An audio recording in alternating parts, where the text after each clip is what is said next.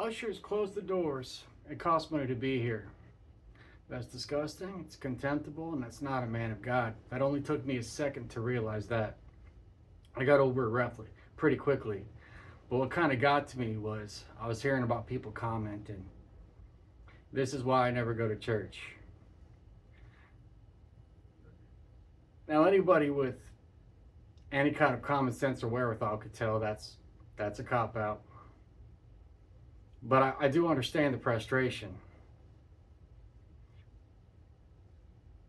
But let's be real.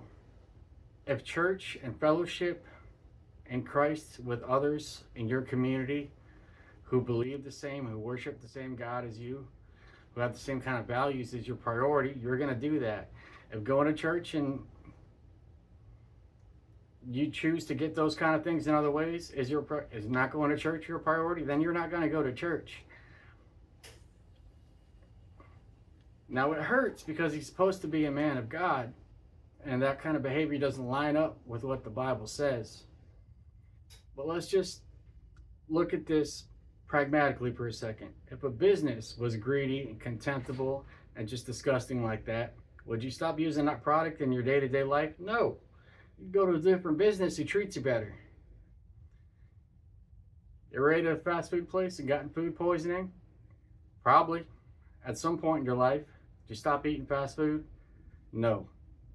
Let me drive this a little bit with an analogy that I kind of like. If you have a bunch of coals that are sitting together, they're all hot, they're simmering, they're red. Take one and put it aside. What's going to happen to that piece of coal? It's going to grow cold. Same principle. There's a flock of gazelles in the African plains. Who's going to be safer? That group or one that got separated? The one that got separated is prime prey.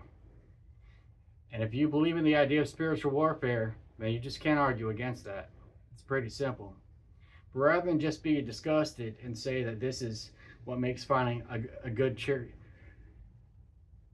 let's take this as an opportunity, is what I'm saying. Understand that if you see man of God acting that way and it's contemptible for you, I promise you there are Christians in your community around other churches who don't act that way, who are just as disgusted as they are. And just give fellowship a chance. I mean, where two or more are gathered, I'm in the midst, says the Bible. Where two people agree, granted that you're praying according to his will, where two people agree, it shall be done. Do not forbid the assembling of my people. No, you don't have to go to church to be saved. But in a world full of division, I don't think there's anything that beats being in fellowship, in community, in the presence of God. There's something about, if we're all sub-power stations, a group of people of Christ get together, they become a power plant. That's the best way I could put it. Those are my thoughts on it. God bless y'all. Stay strapped with the armor of God.